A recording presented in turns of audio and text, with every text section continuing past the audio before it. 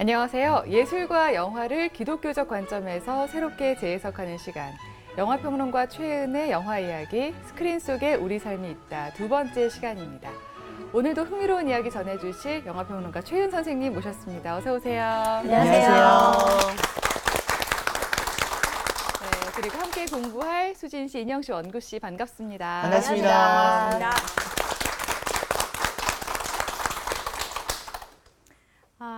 오늘은요, 예술가 이야기 두 번째 시간이에요. 네. 빈센트 반 고흐라고 여러분 잘 아시죠? 네. 너무 잘 아시죠? 인상파. 네. 사실 고흐는요, 지난 시간에 우리가 봤던 피카소하고 비교를 해보자면 피카소하고 닮은 점이 있어요. 물란했나요? 그렇지만 피카소만큼 화려하지는 못했죠. 왜냐하면 고흐는 되게 가난했거든요. 그래서 뭐 자발적으로 막 따라오는 여성들이 있었던 것도 아니고 사실은 되게 힘들게 살았고, 어떻게 보면 우리가 천재 예술가, 비운의 천재 예술가라고 생각할 때 갖는 이미지를 거의 모두 갖고 있었던 거죠. 살아서 인정받지 못했고 가난하게 살았고, 그다음에 여성 편력이 물론 있었고요. 그리고 정신질환을 갖고 있었고, 정신병원에 있다가 자살로 생을 마감했고, 37세에 요절을 했어요. 그러니까 뭐 여러 가지로 사실 우리가 천재 예술가, 비운의 천재 하면 생각나는 그런 이미지들이 있는가 하면 피카소하고 비슷한 점도 한 가지가 있었는데요. 죽을 때 자기 작품을 제일 많이 갖고 있었던 사람이 딱 두 사람, 피카소와 고흐예요. 사실 제일 고가의, 지금으로는 제일 고가의 그 그림들이기도 하잖아요. 두 사람이 제일 많이 갖고 있었대요. 피카소는 왜 많이 갖고 있었을까요? 워낙 많아서. 작품이 워낙 많아서 그렇기도 하고, 네. 피카소는 살아생전에 자기 작품이 고가라는 걸 알고 있는 사람이었어요. 근데 컨트롤할 줄 알았던 거죠. 갖고 있을 거 갖고 있고, 뭐 그림 한 점에 별장 하나 하고 바꾸기도 하고, 뭐 이렇게. 비즈니스를 네, 잘하셨네요. 비즈니스를 할 줄 아는 사람이었어요. 그래서 막 줄 세웠거든요. 그 화상들을 줄 세울 만큼. 고흐는요, 왜 많이 갖고 있었을까요? 안 팔려서. 네, 못 팔아서. 가끔 슬퍼진다. 그렇죠. 둘 다 지금은 너무너무 고가인데, 네. 그렇죠. 그랬던 사람이에요. 그만큼 이제 비운의 이미지를 갖고 있고, 해바라기 뭐 이런 얘기들 이제 하시는데요. 이런 그림 보신 적 있으세요, 여러분? 처음 봤어요. 뒤집어진 개가 있는 정문. 한국에 2001년에 고흐전이 있었던 걸 기억을 해요. 불멸의 화가 빈센트 반 고흐전이 있었는데요. 그때 제가 이 그림을 처음 봤어요. 개 보니까 무슨 생각이 드세요? 간장게장. 간장게장 너무 되게 근데 소박하시다. 저는 킹크랩 생각했는데. 저는 개를 이 너무 좋아해서. 개가 지금 뒤집혀 있잖아요. 네. 얼마나 괴로울까. 맞아요. 아둥바둥 맞아. 이러고 있는 그런 모습이. 모습이. 네, 그렇죠. 개가 이런 그림을 그렸네 이렇게 생각을 했었어요. 꽃 그림 막 예쁜 것만 그렸다고 생각하고 있었는데, 저에게 그래서 반 고흐 그림은 이 개 그림이 굉장히 인상적이었던 게 있고요. 빈센트 반 고흐 지금 13살 때 모습인데요. 반 고흐는 1853년생이에요. 그러니까 19세기 사람이죠, 사실. 이게 이제 고흐가 살았던 집이고, 여기에서 화가가 되기로 결심했는데요. 반 고흐는 화가가 되기로 결심한 게 피카소처럼 아주 어린 시절부터가 아니에요. 27살이 됐을 때 화가가 되기로 결심을 했던 사람이에요. 그 전에는 뭘 했을까요? 신학 공부? 맞아요. 아, 진짜요? 공부. 아버님이 아마 목사님이셨던 걸로. 맞아요. 맞아요. 목사 아들이고요. 반 고흐는 큰 아들이었는데, 그 전에 이제 반 고흐라는 빈센트 반 고흐라는 이름을 가진 아들이 뭐 아기가 있었는데 형이 이제 죽어서 둘째인데 큰 아들이 됐고요. 전도사가 되겠다라고 생각하고 탄광에 가서 전도사로 일을 하기도 해요. 그래서 이런저런 일들을 사실 다 하고서 27살에 화가가 되기로 결심을 하는데요. 반 고흐가 화가가 되기로 결심한 데에는 사실 밀레의 영향이 굉장히 컸다고 고흐가 얘기를 해요. 밀레가 왜 이삭 짓는 사람들, 만종 이런 거 이제 그릴 때 보면 그 안에 뭔가 노동자들의 삶이 있지만 사실간에 굉장히 신앙심이 드러나는 경건의 모양을 갖고 있는 그런 모습들이 있거든요. 근데 고흐가 거기에서 어떻게 보면 자신의 삶과 신앙의 접점을 찾고 싶었던 것인 거고, 그게 이제 그림으로 나타났던 거고요. 여러 가지 그런 것들을 볼 수 있어요. 지금 인상주의 화가의 점묘법 아시죠? 점을 찍는 거, 이게 쉐라의 점묘법의 작품인데요. 뭘 그린 그림 같으세요? 여러분 좀 멀리서 약간 봐야만 볼 수 있는 거잖아요. 근데 이게 지금 생각하면 전혀 이상하지 않아요. 왜냐면 이거 다 픽셀이잖아요, 픽셀. 그죠? 뭐죠? 컴퓨터의 네. 그 시스템인 것 같아요. 그래서 우리 눈에는 너무 익숙해 보이잖아요. 근데 당시 사람들에게 너무 당황스러운 거예요. 그랬겠네요. 눈을 이렇게 하고 보면은 좀 잘 보이는. 멀리서 보거나 뭐 이래야 되는데 이거는 뭐지? 형체가 없어 그림이. 왜냐하면 원래 그림이라는 것은 3차원, 4차원의 세계를 2차원으로 압축시켜 놓은 거잖아요. 평면으로 만들어 놓은 거잖아요. 그럼 뭐가 있어야 돼요? 최소한 양감을 포기하더라도 선은 있어야 네. 되잖아요. 인상주의는 선까지 없애버린 거예요. 이게 해체적이라고 얘기하고 그게 뭐가 그림이냐 그냥 인상이지 이렇게 경멸하는 말로 이제 표현이 된 건데요. 이게 그 모네의 해돋이 인상이라는 이 작품에서 사실 인상주의라는 말이 나온 건데 비평가들이 그 인상이지 무슨 그림이냐라고 얘기하니까 인상주의 화가들이 인상 우리 좋다 그거 좋아 우리가 추구하는 게 바로 그거야 라고 생각해서 받았어요. 그걸 받고 우리는 형체 좀 잃어버려도 좋고 선 괜찮아 단지 우리가 그 감각 그 시간이 따라 달라지는 그 빛의 감각 느낌 첫인상 이런 걸 정말 중요하게 생각하는 거지. 요때 인상주의 화가들을 만나요. 근데 인상주의 화가들의 마지막 전시회에 참석을 하거든요. 그래서 고흐가 후기 인상파인 거예요. 이제서야 인상주의를 처음으로 접한 거예요. 그리고 나서 고흐가 뭐라고 얘기했냐면 태호에게 왜 나한테 이런 얘기 안 해줬어. 이런 그림이 있다는 걸 왜 말을 안 해줬어. 태호가 편지 얘기했잖아. 근데 처음 본 거예요. 눈으로 보고. 이 사람들이 맞다면 나는 전체적으로 다 틀린 거야. 이렇게 얘기를 하거든요. 그러면서 고흐의 작품이 달라지기 시작하는 것도 나오고요. 이거는 쉐러가 에펠탑을 그린 그림이죠. 1889년에 만국박람회에 이제 이 에펠탑에 처음으로 소개가 되는데 이걸 보고 사람들이 흉물이라 그랬잖아요. 지금처럼 파리의 그 표상이 될 줄 어떻게 알았겠어요. 인상주의도 마찬가지로 그랬던 거죠. 이걸 그림으로 그렸는데 이렇게 그렸는데요. 요거는 누구 그림이에요? 고흐가 그린 그림이에요. 그러니까 이런 기법들을 이제 실험하기 시작하는 거죠. 그러면서 고흐의 그림이 인상주의를 만나고 후기 인상주의라는 이름을 이제 붙여서 나중에 얘기를 하게 되는 것들을 볼 수 있어요. 역시 이런 얘기는 미술에서 더 잘할 수 있겠지만 이제 영화가 할 수 있는 얘기들을 또 하려고 하는데요. 여러분이 또 반고흐 영화 이걸 치시면 이 영화가 뜰 가능성이 많아요. 그렇죠? 최근 영화군요. 네, 최근 영화라서요. 이것 말고도 반고흐는 사실 여러 작품들이 더 있는데요. 어쨌든 이 영화를 보면 이 영화가 특이한 점은 그거예요. 고흐가 자살한 걸로 알려져 있잖아요. 그게 사실 학계에서도 아직까지도 정설이지만 이 영화는 그렇지 않다. 권총을 쏜 사람이 따로 있었다라고 얘기하는 측면이 굉장히 독특한 점인데 이게 최근에 고흐를 연구하는 그 전기를 쓰고 연구하는 사람들이 새로이 제기하는 그런 가설 중에 하나예요. 논리 중에 하나인데 어떤 소년이 권총을 쏘았고 고흐가 이제 했는데요. 근데 이 영화에서도 그렇고 정설로 더 많이 얘기하는 거는 뭐냐면 그럼에도 불구하고 고흐가 치료를 거부했고 그 총을 쏜 사람이 누구이든지 간에 치료를 거부했고 그다음에 입을 닫았다는 거죠. 누가 쐈는지에 대해서 얘기하지도 않고 좀 혼자 있을 때 이제 총상을 입은 것이었기 때문에 그것만을 봐도 고흐는 죽기로 결심했다라는 것이 이제 인정이 되고 자살이나 다름이 없지 않겠느냐라고 얘기를 한 거고요. 그렇기 때문에 사실 더 비운의 그런 화가가 됐던 거죠. 여절한 천재가 됐던 건데 전기 영화가 어디서 시작하냐 되게 중요하다고 말씀드렸잖아요. 그렇죠. 이 영화는 어디서부터 시작하냐면 성공한 고흐에서가 아니라 당연하죠. 고흐는 성공하지 못했으니까.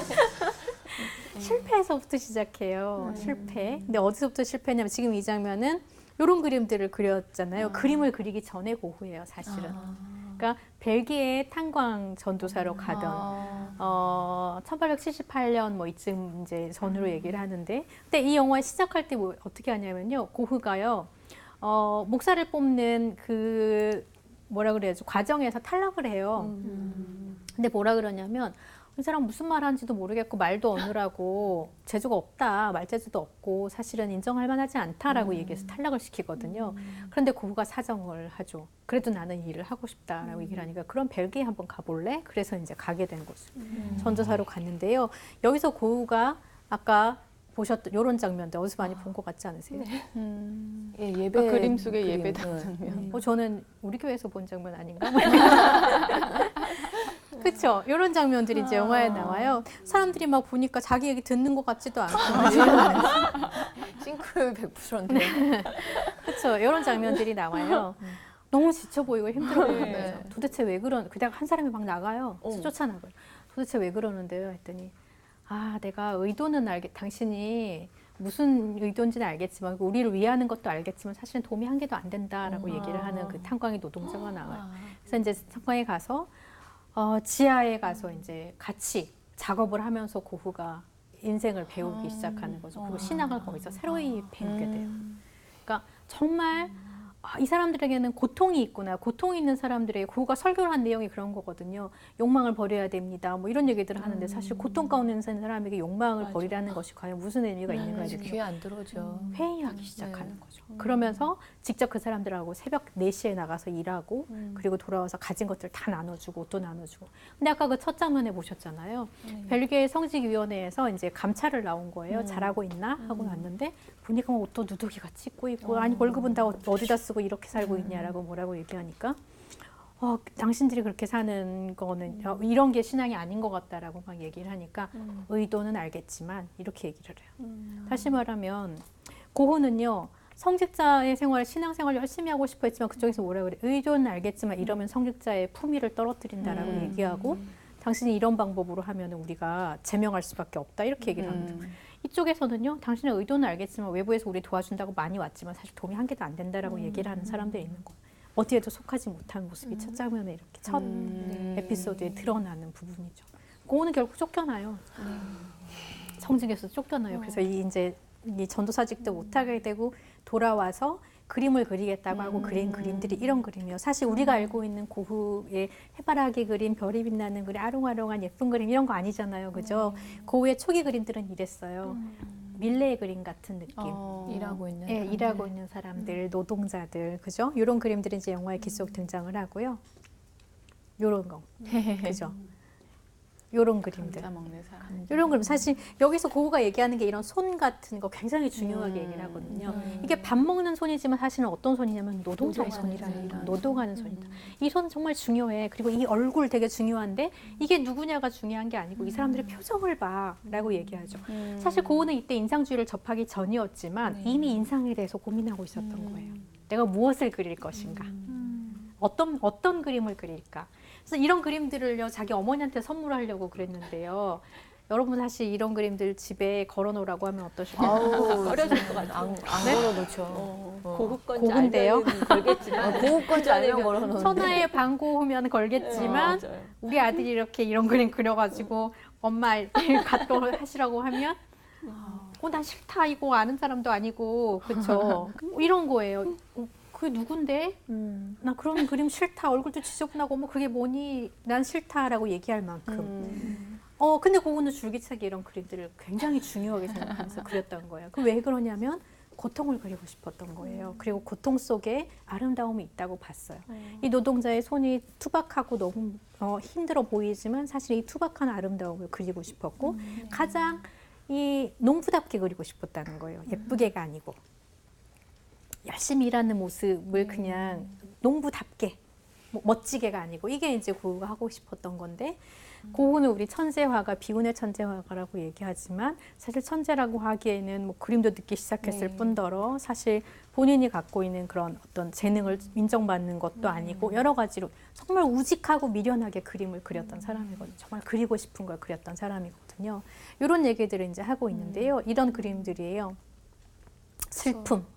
슬픔이라는. 네, 고흐는요, 아까 이제 그림을 굉장히 많이 갖고 있었다고 그랬잖아요. 죽을 때 살아생전에 딱 한 점 팔았어요. 한 점. 근데 유화의 경우 이제 한 점 팔았던 건데요. 이런 소묘나 뭐 파나 같은 거는 간혹 가다가 이제 팔기도 했다고 하더라고요. 근데 이제 요게 누굴까요? 여인들? 네, 여인들. 역시 예술가에 있는 여인들이 빠지지 않아요. 여인들이에요. 여인들인데요. 이 중에 아까 그 그림의 모델이 있어요. 누굴 것 같으세요? 어디가 아기. 제일 비슷한가요? 네? 어디요? 아기요? 아기? 아기 아빠랑 아기가 딱 눈에 들어오시네. 아기. 그죠? 시엔이라는 성매매 여성이에요. 이 여성을 이제 사랑했던 걸로 돼 있고 이 여성과의 동거 기간 동안에 약간 이제 그런 그림을 그렸던 거고요. 고흐가 꽃 풍경 이런 거 되게 많이 그렸잖아요. 의외로 고흐에게서 인물화가 많지가 않아요. 왜 그럴까요? 사람을 많이 안 만나서. 네. 아니면 그 사람을 그릴 때 뭔가 네. 좀 정말로 진실되게 그림을 그려야 되는데 네. 그거를 그리기에는 너무 힘든 일을 해야 되니까 좀 꺼려했던 건 네, 아닐까요? 훌륭한 시도인데요. 아니었군요. 네, 아. 네. 그 저기 화법이라고 그러나요? 네. 그게 인물을 그리기에는 좀 부적절했나요? 아, 인상파 그게? 인물 그리기에 네네. 적합하지 않아서 네네. 새로운 해석인 것 같아요. 네, 네. 그럴 수도 있을 것 같기는 하네요. 정답은 뭔가요? 정답이요? 네. 돈이 없어서요. 없어요. 갑자기 뭔가 되게 아프네요. 마음이. 없어요. 모델을 살 때, 모델을 할 수 없어서. 아니 사실상, 그러면은 네. 그 예전에 귀족들이 자기 초상화를 그려주면 돈을 주고서 그려달라고 할 거 아니에요? 그거를 했으면 됐잖아요. 유명한 화가가 아니었잖아요. 또 아프네요. 네, 유명한 눈물 반 유명한 나와 화가도 있어요. 아니었고 이미 이 시대에도 사진이 있었던 시기고요. 네, 그게 큰 의미가 있는 작업은 아니었고 고우가 또 그걸 원하지도 않았어요. 돈을 벌려고 그림을 그리는 것도 원하지 않았고 자기는 언젠가 이렇게 그리면 인정받을 거라고 생각했던 거고 정말 그리고 싶은 것들을 그렸던 거고요. 실제로 고우가 그린 인물화들은 다 주변 인물들이에요. 별로 이렇게 비용이 많이 안 드는 같이 밥 먹고 뭐 모델료 조금 주고 같이 밥 먹고 술 마시고 차 마시고 이런 정도. 그렇지만 어쨌든 그 전부는 아니었겠지만 어쨌든 모델 비용에 대해서 늘 고민을 했었어요. 물감 비용, 모델 비용, 태호에게 늘 미안해하면서 동생에게 늘 미안해하면서 어쨌든 여기가 이제 첫 번째 여인인데요. 아까 구필화랑이라는 거 화랑에서 일을 했었다 그랬잖아요. 판면으로 일을 했었는데 이 일도 이제 적합하지 않았던 걸로 판명이 났죠. 근데 고우가 왜 그런 일을 적합하지 않았는지는 짐작이 가시죠. 말이 어눌했다고 그러셨죠. 네. 이 사람이 성격이 우직하고 이런 사람이기 때문에 고지식한 면들을 좀 있고 이래서 화랑에서 이제 그림을 팔려면 열심히 이렇게 포장도 하고 설명도 네. 하고 막 이래야 되는데 그걸 못한 거죠. 영업을 못하는. 네, 영업을 못한 거죠. 그리고 막 이렇게 붙잡고 신앙적인 얘기하고 막 이래가지고. 근데 이제 이게는 화랑에서 일할 때 모든 남성들의 로망인 하숙집 딸내미. 기티가 나네요. 네, 하숙집 딸내미인데요. 막 쫓아다녀서 고백을 결국 했어요. 근데 되게 안타까운 사연이에요. 그런데 모두가 다 알고 있었어요. 뭘 알고 있었냐면 이 여인에게 약혼자가 있다는 사실. 누구만 몰랐어요? 고우만 몰랐어. 근데 고우는 딱 정말 자기의 이렇게 앞만 보는 사람이었다. 눈치가 없어요. 눈치 센스가 없는 거죠. 감지하지 눈치라도 못한 거 있었으면. 전혀. 그리고 여기는 이제 사촌인 케인데요. 영화에서는 이 영화에서는 동생으로 되어 있지만 실은 연상인 누나예요. 여기도 사촌을요? 연상인 사촌. 네, 당시에는 이제 당시 유럽 문화가 사촌들까지끼리는 또 뭐 결혼도 하고 이랬던 그게 이제 크게 흠이 안 됐던 그런 시기이긴 한데 여기도 연상이고 여기도 연상이었어요. 누나였어요. 근데 심지어 이 연상의 누이는 1년도 안 됐어요. 상부하니까 남편을 잃은 지가. 그러니까 되게 슬픔에 쌓여 있는 사람의 가서 들이댄 거죠. 나 너랑 너의 아이의 아빠가 되고 싶어. 아이도 있는데 이렇게. 정말 안타까운 사연이죠. 사실은 너무너무 열정적으로 사랑했는데 사랑에 대한 열정이 여인에 대한 열정이고요. 여기는 이제 성매매 여성이었고 세탁부인데 그보다 더 쉬운 일을 있으면 한다. 이게 이제 그거고요. 이미 아이가 있었던 여성이고요.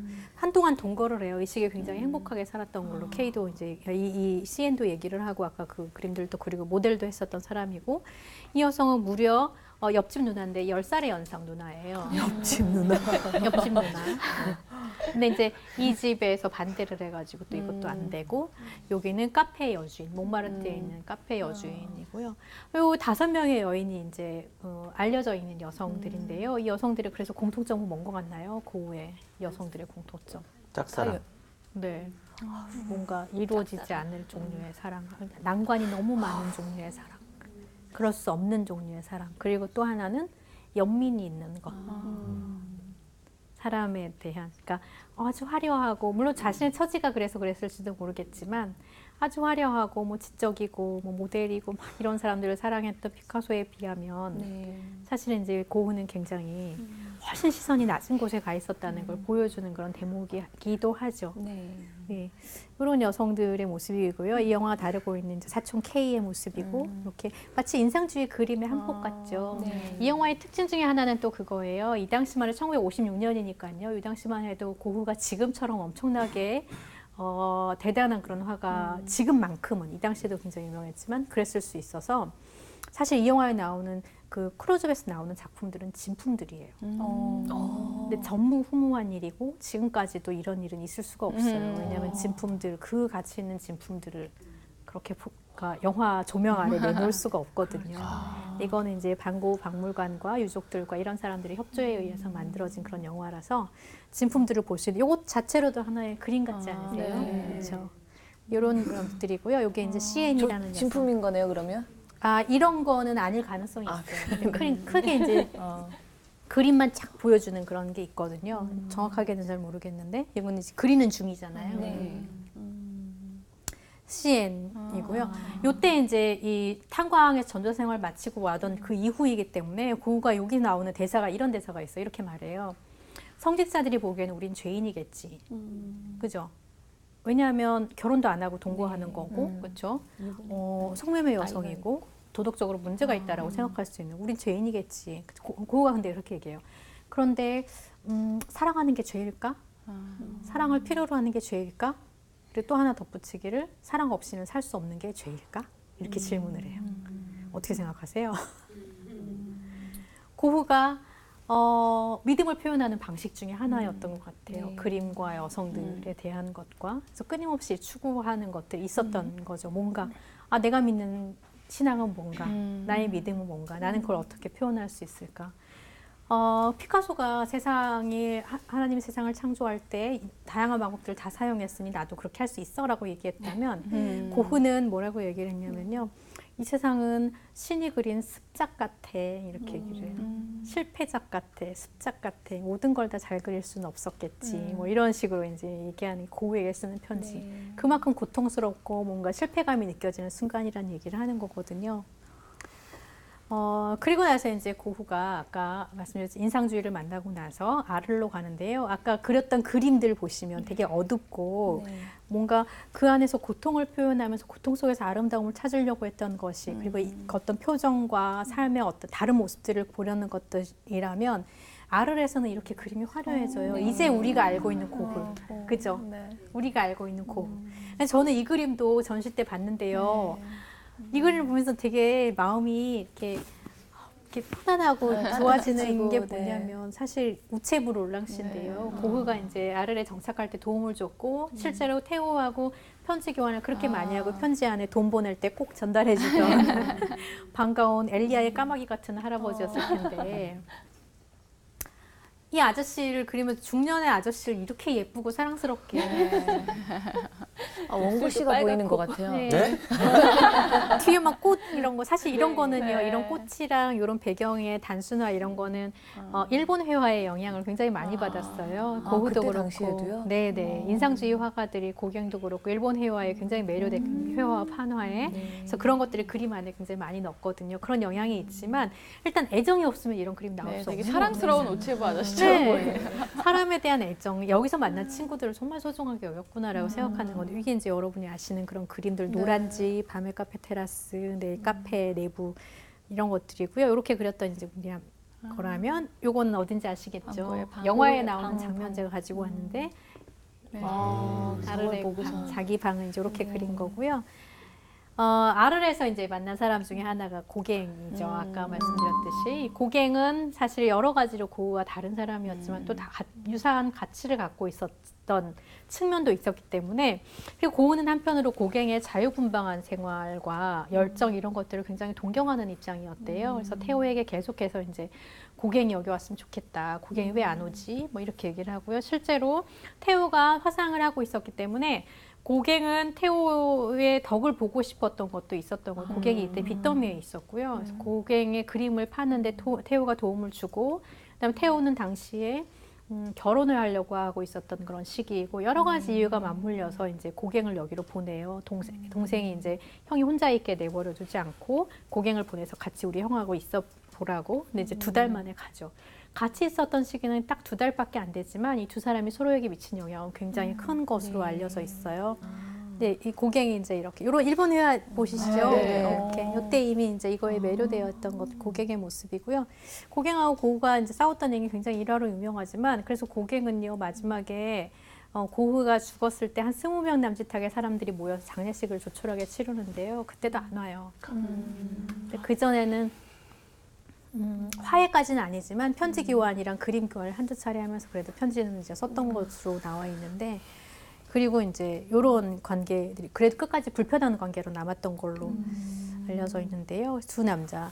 요 의자 그림 두 개가 있어요. 네. 이게 이제 고객이 막 떠나고 나서 고흐가 이렇게 마음을 추스리면서 그렸던 그림 두 개인데요. 둘 중에 어떤 게 고흐고 어떤 게 고객 의자인 것 같으세요? 둘 다 고흐가 그린 그림이에요. 이쪽이 왼쪽이 고갱, 고흐. 고갱 고흐 아닐까요? 고흐 고갱인가요? 네, 왜 그런 것 같으세요? 소박하고 화려해 네. 보이는데. 네, 네, 그쵸. 고흐가 보는 고갱인 거예요. 아. 네. 고흐가 보는 자기 자신. 네. 빈 의자 두 개를 그려놓고 사실은 서로의 다른 것들과 뭐 여기서 보이는 그런 열정 이런 것들이 이제 보이시죠. 고흐의 모습들과 노란색을 사랑하기도 했고요. 요거는 하나는 고흐가 그린 거고 하나는 고갱이 그린 거예요. 똑같은 사람을. 네. 뭐가 고흐가 그리고 뭐가 고갱이 왼쪽이 그렸을까요? 고흐고 고흐네요. 오른쪽이 고갱일 것 같아요. 노란색을 좋아한다니까. 네. 찍기를 잘하시는 거. 시험 잘 보시죠. 네. 왜 그런 것 같으세요? 어떻게 다른 것 같아요? 두 그림이. 오른쪽에서 본 거랑 왼쪽에서 본 거. 네. 고흐가 그린 그림은 배경이 없고요. 네. 고갱이 그린 거는 주변의 상황을. 네, 주변에 뭐가 있나요? 고갱이 그린 거에. 사람들이 있네요. 어떤 사람들인가요, 그 사람들이? 뭐 카드도 하고 뭐 노는 사람들. 네, 놀고 지금 담배 피우고 안개 자욱하고 네. 엎드려 자고 있고 술 취해가지고 흥청망청하고 고흐가 그렇게 사랑스럽게 그렸던 롤랭 아저씨 얼굴 벌게가지고 저 아저씨 저렇게 그리면 안 돼요. 아니면 이제 원래 이 그림의 주인공은 진우 부인이에요. 아르레 여인 진우 부인이라는 이 카페 여주인이거든요. 이 여주인을 어떻게 그렸나 한번 보시겠어요? 어떻게 다른가요? 좀 남자 같아요. 여기는 성경 보고 있고 저긴 술 마시나요? 네, 그럼- 성경인지 그러네. 뭔지 모르지만 하여튼 책이죠. 책 보고 책 있고 보고 여기는 술 마시고 있죠. 이게 이제 압생트라는 굉장히 싼 술이래요. 프랑스의 싼 술. 압생트 술병을 꽂 눈빛은 어떤가요? 유혹하려는. 네, 살짝 요염하게 이렇게 보면서 뭔가 뭐 호감형은 아니에요. 아닌 것처럼 보이죠. 통설에 의하면 이 그림 때문에 고흐와 고갱이 그렇게 싸웠다는. 그래요? 네, 왜 싸웠을 것 같으세요? 여자 왜 얼굴을 왜 여인이 저렇게 이렇게 그려놨냐 그렸냐. 뭐 이런 거 아니에요? 내가 사랑하는 친구를 왜 이렇게 천박해 보이게 그려서 시작해서 내 친구들이 이게 뭐냐? 내 네 눈에는 내가 이렇게 내 친구들이 이렇게 보이더냐? 고갱은 뭐라 그랬을까요? 그렇게 보이는데. 그대로. 그렇게 보여. 여기 되게 따분한 시골이야. 그리고 쟤네 촌에서 저렇게 사는 사람들이야. 술 취해 있고 맨날 술집 여자 맞아. 이렇게 얘기한 거죠. 그런 니ュ앙스를 그대로 담은. 보이는 대로 생각이 그렸다. 다르대요. 거고요. 고흐는 이 사람들 너무 사랑스러웠던 거. 약간 블링블링하게. 그리고 심지어 진우 부인은 어떻게 그려요? 너무 굉장히 예뻐요. 지적인 여자. 지적인 여자. 지적인 여성으로 그려놓은 거죠. 똑같은 여성, 똑같은 옷을 입고 있지만 고흐가 이제 이 그림을 그리고 나서 그렇지만 나는 이 그림을 고갱 편지를 그렇게 썼더라고요. 네 그림의 와의 합작이라고 생각한다. 너와의 합작이라 여기에 대한 대응이었던 거죠. 어떻게 보면 뭐 마음에 들었든지 안 들었든지 간에 그렇게 서로 상호작용하는 어떤 정서와 그런 문제의식 이런 것들이 있었다는 걸 보여주는 그런 대목이기도 하고요. 요거는 이제 생레미의 정신병원에 있을 때 나중에 입원했을 때 보여주는 거고요. 가셰 박사라고 닮았나요? 네, 마지막에 고흐를 거두어준 사람이에요. 그러니까 고흐가 귀를 자른 사건이 있고 나서 아르레에서도 배척을 당해요. 사람들이 정신병자 됐다고 고흐 미쳤다고 이러면서 주민들이 80명인가가 모여가지고요 탄원을 해요. 이 사람 가둬달라고 못 돌아다니게 좀 해달라고. 발작 한 번씩 일으키면 굉장히 고통스러워하고 기억도 못 하고 있다가 다시 회복되면 또 그림 그리고 이런 삶을 이제 살다가 가셰 박사의 집에 가셰 박사가 당시에 많은 화가들을 이렇게 후원했던 사람이거든요. 그래서 가셰 박사는 나중에 고흐가 죽고 나서 6개월 있다가 태호도 사망하거든요. 동생도 마치 뒤따라 죽은 것처럼 그렇진 않지 병 때문에 죽은 거긴 하지만 그렇게 해서 태호의 무덤을 고흐의 옆에 만들어준 사람이에요. 이 가셰 박사가. 그리고 50년대까지 이 가셰 박사와 가셰 박사의 아들이 매주 가서 그 해바라기를 무덤에 바쳤다고 하더라고요. 그러니까 그만큼 이제 애정을 가지고 이 고흐를 지켜봤던 사람이기도 하고, 그래서 그러는 것들이 이렇게 또 그려낸 거죠. 되게 우울해 보이긴 하지만 혹시 근데요. 이 영화에서는 귀를 왜 잘랐는지에 대한 그런 이유가 나오나요? 제가 네. 그러니까 뭐 정확하게 어떤 거라고는 하지 않지만 어쨌든 고갱하고의 갈등 가운데 고갱을 이제 칼을 들고 광장에 이렇게 죽이겠다는 무섭다고 마치 위협할 것처럼 고우가 쫓아갔다가 고갱이 놀래가지고 너 나 지금 죽이려고 하는 거냐 이렇게 이제 했다가 고우가 정신 차리고 집에 돌아가서 뭐 자책이랑 뭐 이런 것도 있었겠죠. 그러면서 이제 창단 상태에서 귀를 자르고 요걸 가지고 이제 다음 날 그 술집 여인에게 갖고 가서 이걸 잘 갖고 있다가 보관하고 있어 하고 주고 이런 이제 이상한 증세들을 막 보인 거예요. 그래서 이제 그 다음 날 경찰이 오고 고갱이 사실은 또 의심도 받죠. 이 사람과 싸웠다 뭐 이런 게 의심도 받고 하는데 고갱이 사실 날 죽이려고 했다 이런 얘기를 하고 도망치듯이 떠나죠. 생명의 위협을 느꼈으니까 본인은. 그래서 이제 고우는 정말 미쳤다라고 얘기를 하고 그런 일들이 있어요. 나중에 이제 인상파 화가들이 화가 전시가 고흐의 회고전을 열어주려고 죽은 후에 얘기를 했을 때 고갱이 반대를 해요. 반대를 하면서 뭐라고 얘기를 하냐면 나름대로 이유는 있죠. 그런 사람들이 인상파 화가들 미친 사람들이라고 하는데 고흐가 그렇게 자살했는데 그 회고전을 열어줘? 그러면 콧바라 너네 미친 거 맞지? 이렇게 얘기하지 않게 그거 증명할 일 있냐고 이렇게 굉장히 현실적인 사고를 하는 사람이었던 걸로 나오는데 모르죠. 고갱이 입장에서 영화가 나오면 또 다른 얘기를 할 수도 있겠죠. 그렇죠? 이런 거고요. 이게 이제 까마귀가 나는 밀밭이라는 거의 마지막 작품, 죽기 직전의 그림. 그리고 나서 이 사건이 있고 나서 이제 나오고 요게 아르레 붉은 포도밭인데요. 이 작품이 400프랑에 팔린 유일한 유화예요. 살아생전에 팔린. 근데 그것도 이제 지인의 누나가 뭐 샀다, 후원하님이 샀다라는 말도 있고. 근데 요런 작품들을 그렸던 시기가 아르레에 있었던 시기고요. 똑같은 그림을 고갱도 그렸어요. 요런 똑같은 풍경을 영화에도 이제 이걸 그린 장면들이 나오는데 고갱 같은 경우는 한 여인을 이렇게 확대를 시켜서 그려서 인간의 고뇌 뭐 이런 이름으로. 그러니까 노동하는 사람들이 이제 똑같이 보고 그림을 그리되 또 다른 시각으로 보였던 것들을 알 수 있는 그런 작품이고요. 이건 누굴까요? 고갱? 고흐? 고갱? 자화상. 자화상이네요. 자화상이죠. 밀짚목 회색 펠트 모자를 쓴 자화상이고요. 저기는요. 놀랍게도 테오 반 고흐의 조상이에요. 너무 닮았죠. 네. 뭐 동생이니까 닮았을 수도 있겠지만 사실 이제 이걸 보고 많은 사람들이 얘기하기를 그만큼 고흐가 자기의 자화상을 그릴 때 동생을 그렸을 수도 있고 동생을 그리고 자기를 그렸을 수도 있고 그만큼 영혼의 동반자로서 동일시한 그런 것들이 있다는 거고 이건 이제 영화에 나오는 러스트 폴 라이프라는 영화에 나오는 마지막. 예, 더글라스 커크의 모습이고 다 닮았죠. 네. 네. 이런 장면이에요. 태호에게 고흐가 이렇게 썼어요. 나는 항상 어디론가 어떤 목적지를 향해 가는 여행자 같다라고 썼어요. 되게 성경적인. 네, 그렇죠. 인생이 사실 나그네의 인생 아니겠어요. 저는 그런 생각 많이 하거든요. 인생 우리가 영원히 머무는 곳이 아니구나라는 생각을 하고 늘 짐 싸는 삶이구나. 어디를 갈 때마다 그런 생각들 많이 하는데 그러면 정말 막 이곳저곳 막 이렇게 살 일이 아닌 거죠. 근데 아르레 가서 이제 태호에게 이런 편지를 썼다고 되어 있는데요. 항상 어디론가 어떤 목적지를 향해 가는 여행자 같다라는 건 늘 움직이고 있었고 다른 말로 하면 정착하지 못했다는 거거든요. 그러니까 고흐가 남쪽으로 계속 가면서 정말 정착하는 그 세상을 다 같이 꿈꾸는 어떤 공동체의 세상을 꿈꿨지만 사실 본인은 계속 그렇게 늘 어디에도 적응하지 못하고 배척당하고 있었던 그런 삶을 살았던 것이 고흐의 그런 모습이고요. 어떻게 보면 고흐가 그런 삶을 계속 살았기 때문에 사실은 그 여행의 혜택을 누리고 있는 것이 우리가 아닌가라는 생각을 저는 했던 것 같아요. 그리고 나서 이제 생각을 해보니까요. 해바라기잖아요.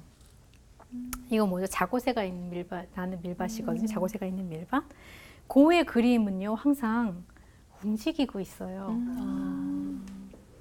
특히 이제 그런 것들을 사람들이 이제 얘기하기를 약간 그 정신이 혼란한 상황 이런 것들을 아른아른하는 그런 별빛조차도 아롱아롱 움직이잖아요. 일렁일렁. 이게 이제 나중에 후기 인상파지만 나중에는 표현주의라고 하는 그런 사조로 가는 그 길목에 있는 거거든요. 눈에 보이는 대로 정신세계가 약간 혼란스러우면 혼란스럽게 그리는 그런 걸로 인상을 그렇게 그리는 건데 그리고 나서 제가 뒤집어진 개를 다시 생각하게 됐어요. 움직이네요, 진짜. 네, 뒤집어진 개가 있는 정물인데 정물이면 움직이면 안 되잖아요. 근데 하필 개를 뒤집어 놓고 바둥바둥바둥 하는 거.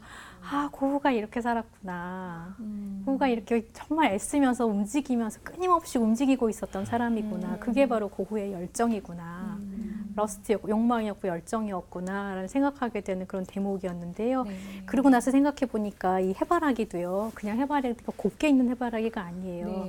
요거 해바라기 요거 딱 건드리면 어떻게 될 것 같아요? 떨어질 것 같아요. 툭 떨어질 것 같죠. 고우의 해바라기가 그래요. 네. 노란색이 예쁘고 선명하고 이런 노란색이라기보다는 잘 보면 갈색 이런 거 검은색 섞여 있고 근데 모든 해바라기가 그런 건 아니지만 대부분의 해바라기 그림, 고우가 그린 그림들을 보면 꼭 이런 시든 것들이 몇 개씩은 있어요. 그래서 건드리면 이파리 두두둑 떨어질 것 같은 막 국화나 해바라기 이런 거 떨어지듯이 그런 모습들 굉장히 불안정하면서도 끊임없이 흔들리고 움직이고 이런 것 밀밭을 나는 까마귀도 그렇고 까마귀가 나는 밀밭도 그렇고 요 자구새가 있는 밀밭도 그렇고 꽃들이나 별들 가만히 있는 것처럼 우리 눈에 보여야 될 별조차도 일렁일렁 움직이거나 가스등 같은 거 되게 불빛 일렁일렁 하거나 그런 거죠. 개도 움직이는 네. 이런 것들 그리는 거 보면서 아 되게 계속해서 나름대로 뭔가를 움직이고 추구하고 찾아가고 있었구나라는 생각들을 하게 되는 거고요.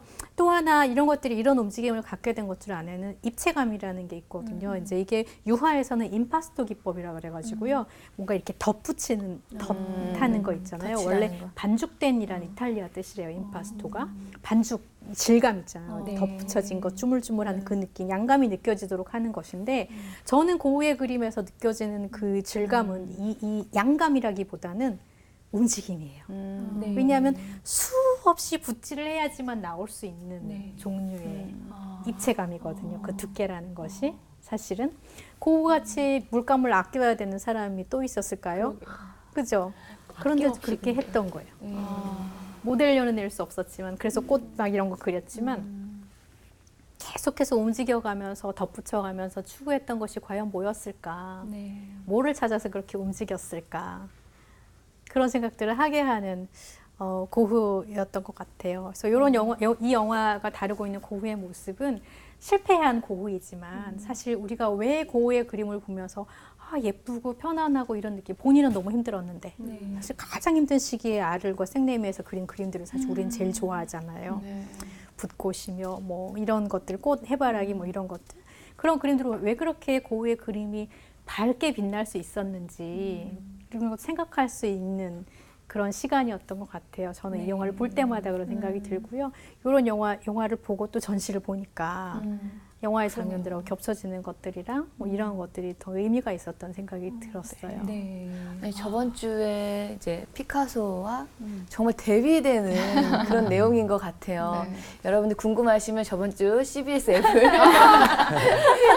그래서 첫 번째 강의부터 네. 시작하시면 더 네. 재미있게. 요즘은 네. 그게 아니고 저는 저번 주보다는 오늘 이 강의가 좀 더 이렇게 마음이 더 와닿- 많이 갔던 이유가 낮은 곳으로 계속 뭐 남쪽으로 가는 것도 그렇지만 계속 낮은 그쵸. 곳으로 가고 있는 고우의 모습이 저는 느껴졌거든요. 그래서 우리의 삶도 물론 힘들고 다 뭐 그렇지만 자꾸 어떻게 보면 위로 가려고 다 노력하고 있잖아요. 대접받고 싶고 다 그런 마음이 있지만 그런 마음을 좀 더 내려놓고 살면은 좀 더 이렇게 좀 더 내 마음이 더 풍요롭지 않을까. 그리고 주변을 다시 한번 돌아보지 않을까. 좀 그런 생각을 하면서 진짜 그 영화 속에 우리 삶이 있는 것 같은 느낌을 받았어요. 사실만 너무 이렇게 놓고 보면 안 될 것 같아요.